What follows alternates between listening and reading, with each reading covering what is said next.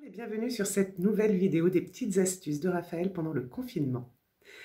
Aujourd'hui, j'avais envie de m'adresser aux parents parce que je suppose que beaucoup d'entre vous sont fatigués entre superviser le travail des enfants, essayer de faire du télétravail avec des enfants de moins de 3 ans, essayer d'obtenir un créneau pour un drive ou faire la queue dans les supermarchés pour pouvoir ravitailler la famille.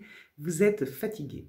Alors, Frédéric Véron-Lacroix nous a déjà fait une petite vidéo sur faire baisser la pression. Moi, aujourd'hui, j'avais envie de vous parler de l'épuisement, selon Pascal Hide, dans son livre sur le burn-out. Voilà, alors il nous propose un petit schéma en nous expliquant que bien souvent, les personnes qui sont épuisées sont des personnes de très grande valeur qui aiment beaucoup se donner. Voilà, mais que pour bien se donner, il y a 3 étapes. La première, c'est de savoir recevoir ce qui vient remplir cette petite vasque, puis s'approprier, et enfin on peut donner quand la vasque déborde.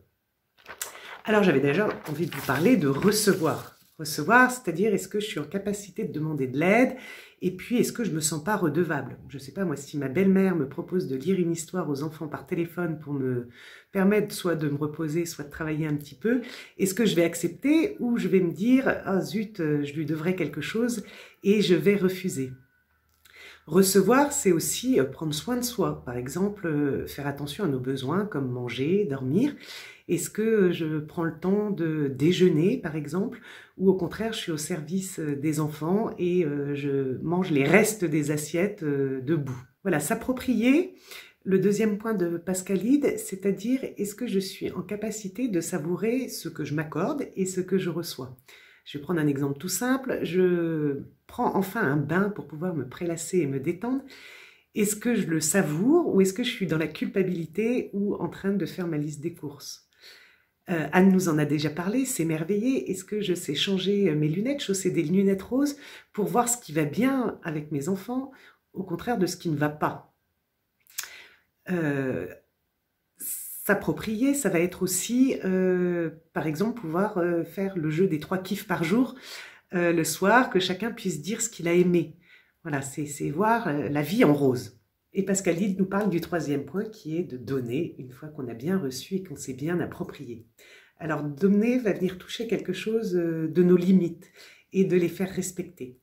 Par exemple, si j'ai besoin de commencer ma journée avec un café pour pouvoir être disponible par la suite et donner mieux, je vais le signaler à ma famille et leur demander de le faire respecter.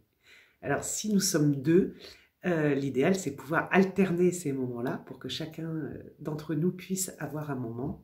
Et certains d'entre vous vont peut-être me dire « Mais oui, mais moi, je suis seule avec mes enfants, comment faire ?» Alors, je suis sûre que dans votre journée, si vous scannez le déroulé, il y a bien un moment où vous êtes plus au calme, plus tranquille.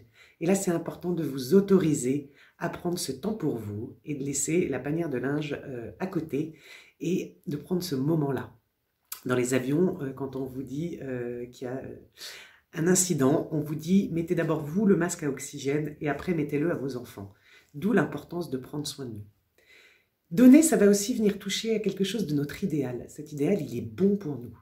En revanche, ce sont les exigences que nous mettons pour pouvoir atteindre cet idéal auquel on peut toucher. Par exemple, on peut avoir l'idéal de donner des repas équilibrés à nos enfants et pour autant s'autoriser une fois de temps en temps à ouvrir une boîte de raviolis.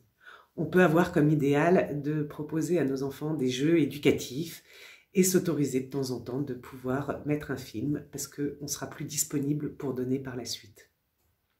On peut aussi, par exemple, se dire que notre idéal, c'est que les enfants soient couchés tôt et s'autoriser de les coucher plus tard une fois pour pouvoir faire la fête. Voilà, donc vous voyez, petit à petit, on touche à ces exigences. Et c'est important de pouvoir dire certains non pour pouvoir dire des grands oui derrière. Voilà, faire baisser la pression, dire non, je ne suis pas disponible pour le moment, permettra par la suite de pouvoir dire un plus grand oui. Alors moi j'ai envie de vous dire, il n'y a pas de parents parfaits, on fait tous de notre mieux, il suffit d'être suffisamment bon, comme disait Winnicott, et de faire de notre mieux.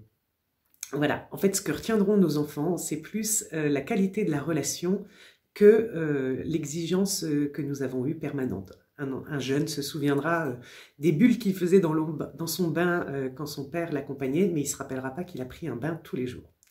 Voilà, bah écoutez, j'espère que ces petites astuces vous permettront de lever un peu le pied et nous vous retrouvons dans une prochaine vidéo. N'hésitez pas à vous abonner à notre chaîne YouTube.